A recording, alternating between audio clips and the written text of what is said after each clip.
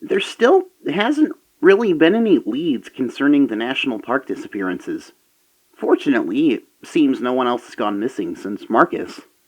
Well, as fortunate as it can be, I guess.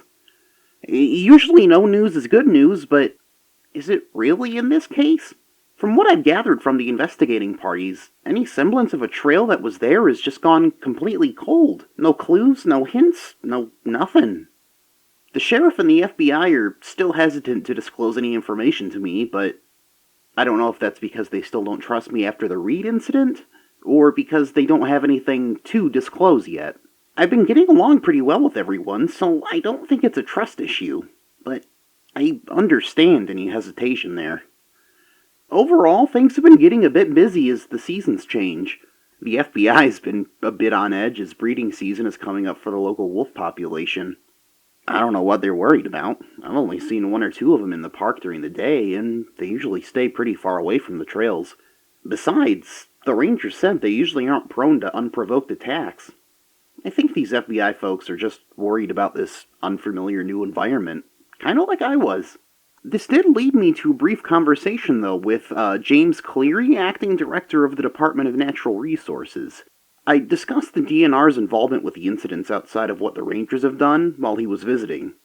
He told me, just like everyone else, that there wasn't a lot of information to give.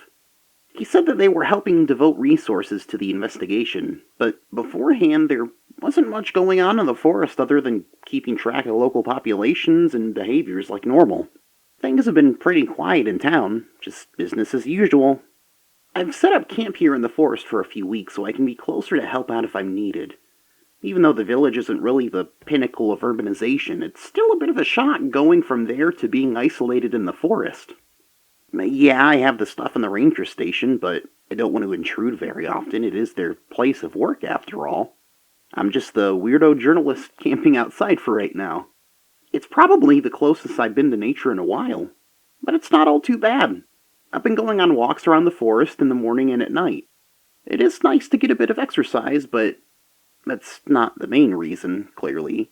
No, these walks are kinda little lookout walks. Not patrols, I would say, but just keeping an eye on the happenings of the forest since everyone else is so busy. I probably shouldn't be saying it, but I haven't really been sticking to the trails.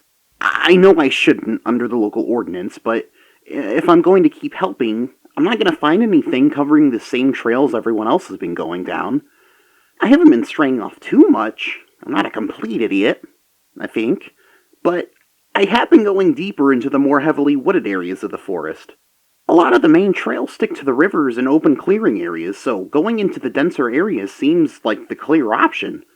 Obviously, there's not a lot to report when it comes to what I've seen on my walks. I wouldn't bury the lead, of course. Nothing of interest, really. I've seen a few animals here and there. Deer in the morning, some wolves and such at night. The forest is pretty active all day, it seems. I mean, I guess that's kind of a given, considering... Yeah. That was a stupid thing to say, wasn't it? I do feel reinvigorated after that little breakdown last week.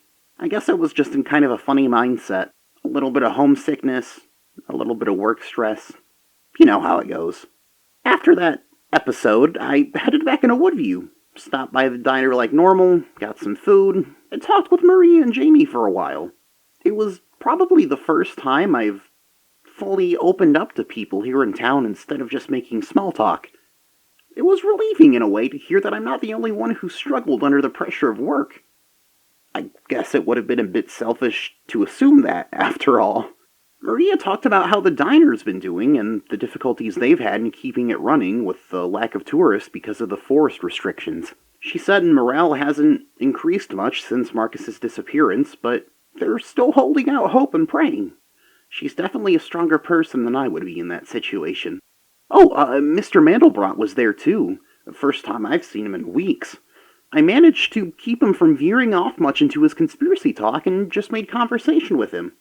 Turns out he used to be a professor at a university a couple of towns over. Taught there for 40 years. Here I was, treating him like some nut job that only cares about one thing. But that made me forget that he had a whole life before that one weird meeting. As much as I managed to keep him off the conspiracy talk, we kinda shifted back to that topic, as he asked if I met up with Reed after his recommendation. I told him what happened, and he just sat there in silence, nodding like some sort of solemn bobblehead. I realized this was the first time Maria was hearing the full story, so I wouldn't be too shocked if she thought I was crazy afterwards. When I was done explaining, Mandelbrot just stood up and walked out of the diner. I was worried I'd said something wrong for a second, but he came back in a little bit later. He had this old, worn-out book in his hand that he handed to me before leaving. I took a brief glance inside, but it seems to be written in some indigenous language, so that'll probably take a bit of time to look into. I'm thankful for a possible lead, but it does add to my workload. I'm still anxious about getting this done on time, but I've still got a week, so I've just been keeping that in the back of my mind. I'd rather just do my job than worry about the deadline and have that interfere with my performance. Even though there hasn't been any major breakthroughs, is it cocky to say I'm not concerned? I have confidence not only in myself, but everyone else who's working on this case. I have to put my faith in that a lot, because, I'm not a detective or anything. But I have been self-depreciating for too long while I've been here. It's time to buck up and keep going. Right now, I'm actually getting ready to head out on my nighttime, totally not patrol walk. So, I guess I'll let you go for right now. It sounds like I'm on the phone with you.